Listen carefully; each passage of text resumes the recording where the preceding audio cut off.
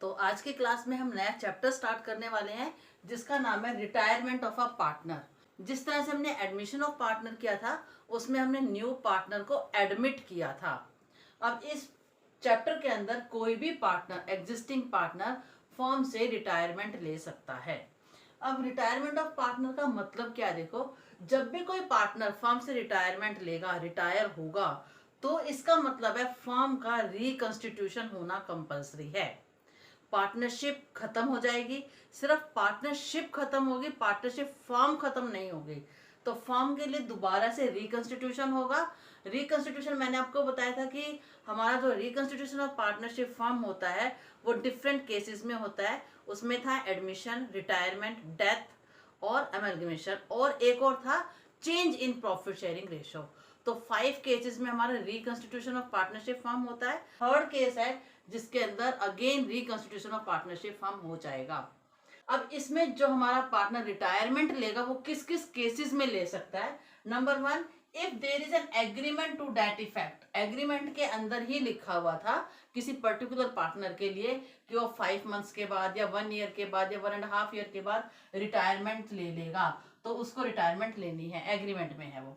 Second case क्या है कि एग्रीमेंट में तो नहीं लिखा हुआ, एग्रीमेंट डजंट एग्जिस्ट, लेकिन सारे पार्टनर ये चाहते हैं कि वो एक पार्टनर रिटायरमेंट ले ले, तो उसको रिटायरमेंट लेनी पड़ेगी। थर्ड केस क्या है, अगर कोई पार्टनरशिप विल के ऊपर थी, उसमें ये था कि पार्टनरशिप एट विल, अपनी इच्छा से कोई भी पार्टनर एडमिशन ले सकता है, अपनी इच्छा से कोई भी पार्टनर रिटायरमेंट ले सकता है। तो एट विल में अगर कोई पार्टनर चाहता है फर्म को लीव करना तो वो प्रायर नोटिस देगा एक, और नोटिस जो होगा वो रिटर्न में ही वैलिड माना जाता है। रिटर्न में नोटिस देगा और बाकी पार्टनर्स फिर उसके ऊपर डिसीजन लेंगे और फिर रिटायरमेंट हो जाएगी। अब इसके अंदर देखो, जब भी हमारा एडमिशन ऑफ पार्टनर था हमने अलग अलग एडजस्टमेंट्स की थी। क्या क्या एडजस्टमेंट की थी?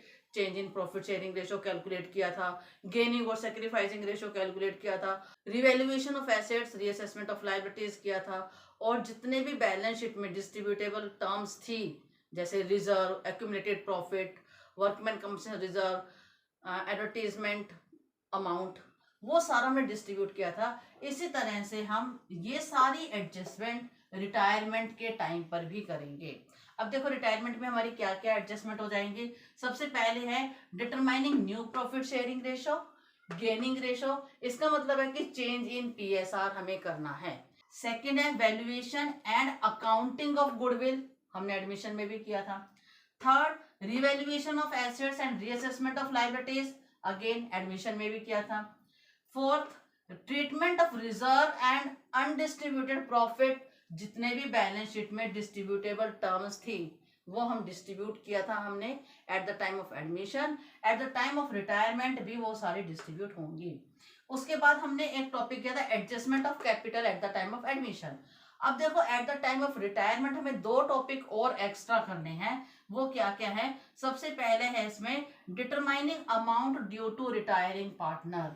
अब जो एक पार्टनर फर्म से रिटायरमेंट ले रहा है तो वो अपना क्या क्या सामान वहां से, क्या क्या अमाउंट वहां से लेके जाएगा। सपोज 2 पार्टनर है ए और बी, सी भी पार्टनर है, सी अब रिटायरमेंट ले रहा है, तो सी जब रिटायरमेंट लेगा तो वो अपना क्या क्या लेके जाएगा, अपनी कैपिटल भी लेके जाएगा, अपना रिजर्व में से हिस्सा भी लेके जाएगा, रिवैल्यूएशन का हिस्सा भी लेके जाएगा, और जिस डेट तक वो है वहां पर फर्म में उस डेट तक का अपना प्रॉफिट या लॉस भी लेकर जाएगा। तो ये हमारा हो गया determining amount due to retiring partner. सिर्फ डिटरमाइन करके नहीं छोड़ना, उसको पे भी करना है। नेक्स्ट स्टेप हो गया पेमेंट ऑफ रिटायरिंग पार्टनर, जो उसका अमाउंट आएगा उसको पेमेंट करना।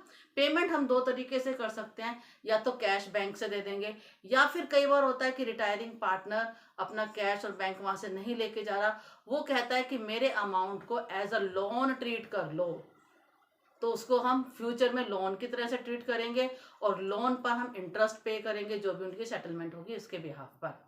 तो अब हम ये सारे टॉपिक्स करेंगे। सबसे पहले हम फर्स्ट टॉपिक कर रहे हैं determining new profit sharing ratio, gaining ratio, that is change in profit sharing ratio.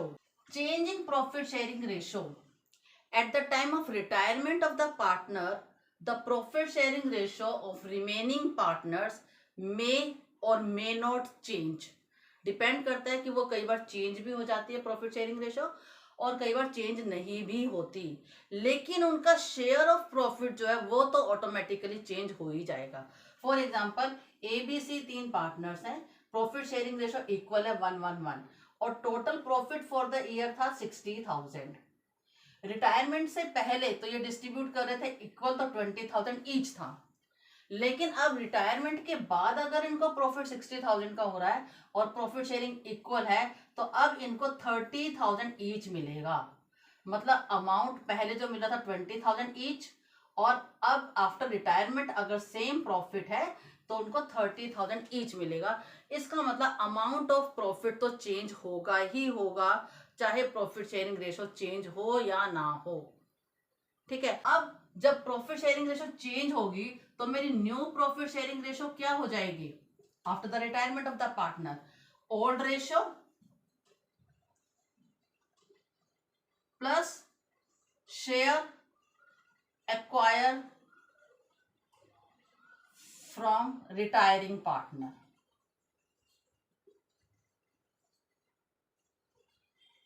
जो ओल्ड रेशो थी वो तो है ही है, ओल्ड शेयर तो मेरा है ही है। उसके बाद अगर मैं रिटायरिंग पार्टनर का कोई शेयर एक्वायर कर रही हूं तो उन दोनों का जो सम होगा वो हमारा न्यू प्रॉफिट शेयरिंग रेशो हो जाएगा। अब गेनिंग रेशो क्या होगा? देखो, गेनिंग रेशो या तो हमें कैलकुलेट करना पड़ेगा। कैलकुलेट हम कैसे करेंगे? New profit sharing ratio minus old profit sharing ratio, तो हमारा ये गेन आ गया। ठीक है, या फिर हमें कई बार गिवन होता है कि जो रिटायरिंग पार्टनर है उसी का 1/3 रिमेनिंग पार्टनर में से एक ले रहा है, 2/3 दूसरा ले रहा है। तो अगर 1/3 और 2/3 ऐसे दे दिया तो ये इनकी गेनिंग रेशियो हो गई 1:2। और अगर इन्होंने कुछ बताया ही नहीं कि न्यू प्रॉफिट शेयरिंग रेशियो क्या है, उस केस में old ratio will be the gaining ratio. जैसे हमने एडमिशन के टाइम पर किया था कि अगर कोई पार्टनर एडमिशन हो कर रहा था और उसमें कोई न्यू रेशो गिवन नहीं थी, 1/4 शेयर 1/5 शेयर एग्रीगेट में से उसको शेयर दे रहे थे, तो old ratio was the sacrificing ratio. In the same way अगर न्यू रेशो में गिवन नहीं है तो old ratio will be the gaining ratio at the time of retirement of the partner. अब हम इसके डिफरेंट केसेस कर रहे हैं, इसमें हमारे कौन कौन से केसेस हो सकते हैं। Case 1, when one partner retires and new profit sharing ratio among the remaining partner is not given। New profit sharing ratio given ही नहीं है, बस एक बता दिया एक पार्टनर रिटायर हो रहा है। For example ABC are 3 partners, profit sharing ratio 1/2 3/10 1/5। B is retiring. हमें कैलकुलेट क्या करना है? Calculate new profit sharing ratio and gaining ratio. अगर बी मेरा रिटायर हो रहा है, फर्स्ट मैं कर रही हूं इसके अंदर ए पार्ट, इफ बी रिटायर्स, अगर बी मेरा रिटायर हो रहा है तो मेरी नई प्रॉफिट शेयरिंग रेशो क्या हो जाएगी? देखो, सबसे पहले हमें इस रेशो में डिनोमिनेटर सेम करना होता है, तो मैं डिनोमिनेटर 10 लेके आ रही हूँ सेम। 2 5 10 5 3 2, तो इनकी जो प्रॉफिट शेयरिंग रेशो है ओल्ड वाली 5:3:2 है, यानी कि 5/10 3/10 और 2/10। अब अगर मेरा बी रिटायर हो रहा है तो मेरी नई प्रॉफिट शेयरिंग रेशो क्या आ गई? कुछ भी गिवन नहीं है, तो मेरी देखो 5:3:2 की रेशो थी, ये वाला रिटायर हो रहा है तो न्यू रेशो मेरी आ गई 5:2।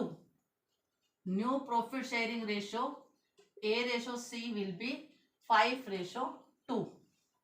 ठीक है, वो चला गया, बस ये वाली न्यू प्रॉफिट शेयरिंग रेशो होगी। अब इनकी गेनिंग रेशो क्या है? मैंने कहा था old ratio will be the gaining ratio, और गेनिंग रेशो भी मेरी यही हो गई, A/C विल बी 5:2। क्लियर? अगर मैं बोलती हूँ ए रिटायर्स, अब ए रिटायर हो रहा है बी पार्ट में, if A retires, new profit sharing ratio क्या हो गई मेरी? ए चला गया तो प्रॉफिट शेयरिंग रेशो क्या हो गई? 3:2। बी और सी की हो गई 3:2। गेनिंग रेशो कितनी हो गई? सेम गेनिंग रेशो रहेगी बी और सी की 3:2। इन द सेम वे अगर मेरा सी रिटायर हो रहा है तो थर्ड पार्ट हो गया, if C retires, new profit sharing ratio A और बी कितनी आ गई 5:3 और गेनिंग रेशियो भी आ गई 5:3। Clear. Case 2, when the remaining partners take profit share of the retiring partner in an agreed ratio। जो रिमेनिंग पार्टनर है, फॉर एग्जांपल एबीसी पार्टनर्स है, B retire हो रहा है और बी का जो शेयर है वो ए और सी 2:1 में डिस्ट्रीब्यूट कर लेंगे फ्यूचर में। तो यही केस बन गया, ओल्ड पार्टनर और remaining partner acquire share in an agreed ratio. अब इसमें मुझे निकालना क्या है, न्यू प्रॉफिट शेयरिंग रेशियो और गेनिंग रेशियो। अब देखो गेनिंग रेशियो तो यहाँ पे इसने बता ही दिया 2:1। उन्होंने इसको, इसके शेयर को, जो रिटायरिंग पार्टनर था उसके शेयर को 2:1 में डिस्ट्रीब्यूट किया, यानी कि इनकी गेनिंग रेशियो 2:1 आ गई।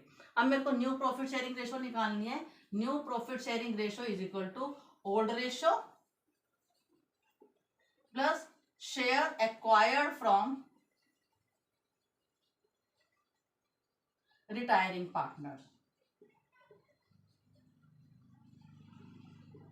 ठीक है, अब हम देखते हैं शेयर एक्वायर्ड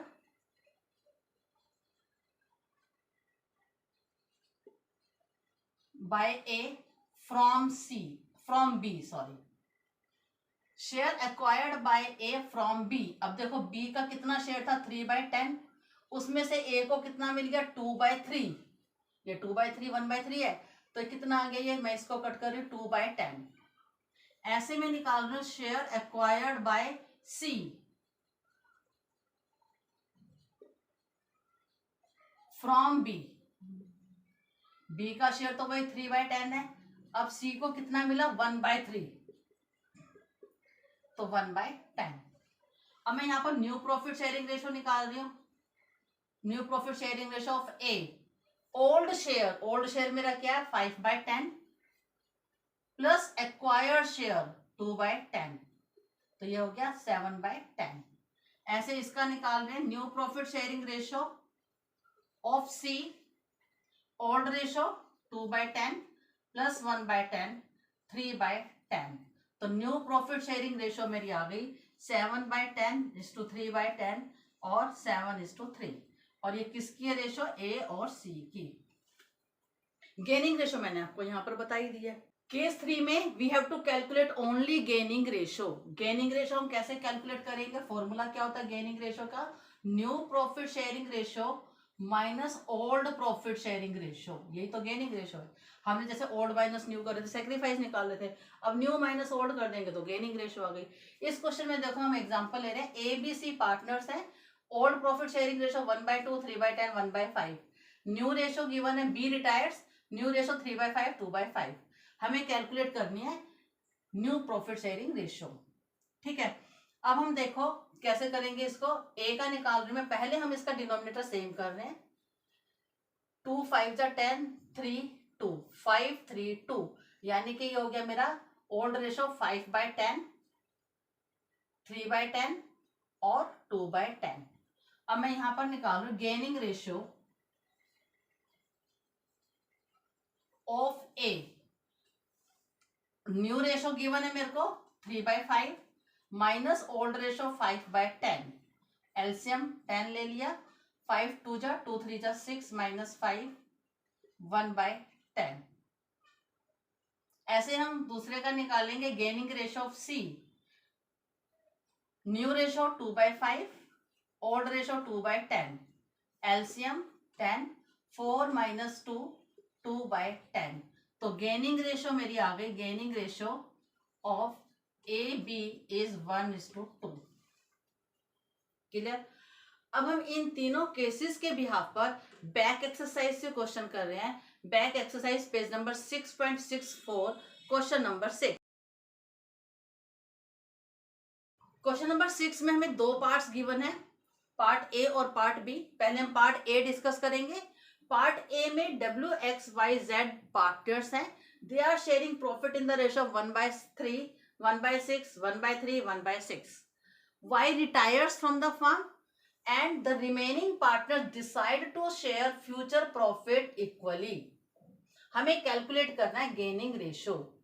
ठीक है, तो हम पहले ए पार्ट को ही कर रहे हैं। गेनिंग रेशियो का पहले, सबसे पहले हम फॉर्मूला लिखेंगे gaining ratio is equal to new ratio minus old ratio. y तो हमारा जा ही रहा है, बाकियों का हम निकाल देंगे। W's gaining ratio, new ratio 1/3 equal कर रहे हैं, और ओल्ड रेशो भी 1/3 कितने, इसको पहले हम निकालेंगे। देखो डिनोमिनेटर सेम करेंगे तो यह गया 2 1 2 1, तो ओल्ड रेशो इसमें 2/6। क्लियर। एलसीएम लिया हमने, 6 एलसीएम आ गया।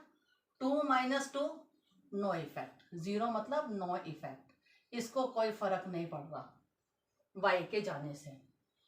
अब हम निकाल रहे हैं x का, x gaining share, new ratio 1/3, old ratio 1/6, LCM again 6 आ गया, 2 - 1 1/6, ये हमारा गेन कर रहा है। अब हम z का निकाल रहे हैं, new ratio 1/3, old ratio 1/6, again LCM लेंगे तो यही आ गया डिटो 1/6। तो जो गेनिंग रेशो है x और z की है सिर्फ, तो वो कितनी है हमारी 1/6 1/6, इसका मतलब 1:1। क्लियर। अब हम इसका बी पार्ट कर रहे हैं। A B C 3 partners given है, profit sharing ratio 4:3:2। C retires, 4/9 share of C is taken by A and remaining share is taken by B. ठीक है, तो सबसे पहले मैं इसका लिखती हूँ, न्यू प्रॉफिट शेयरिंग हमें कैलकुलेट करना है। सेम फॉर्मूला लिखेंगे, न्यू प्रॉफिट शेयरिंग मेरी रेशो मेरी क्या हो जाएगी, old ratio plus share acquired from retiring partner.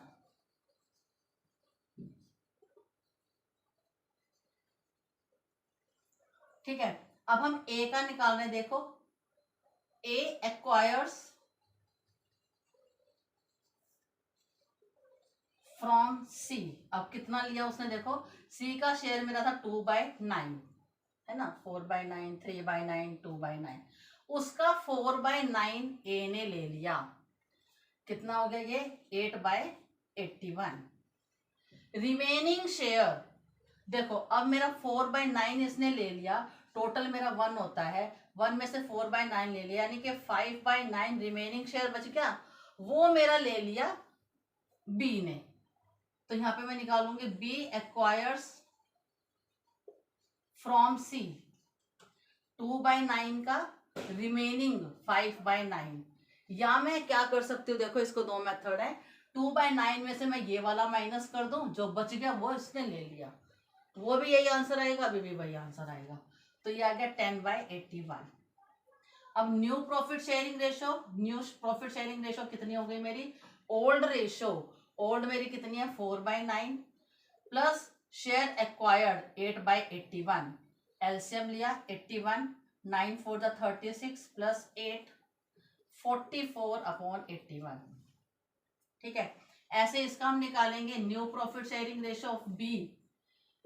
B का शेयर था 3/9 प्लस 10/81, अगेन एलसीएम 81, 9 3 27 प्लस 10 37/81।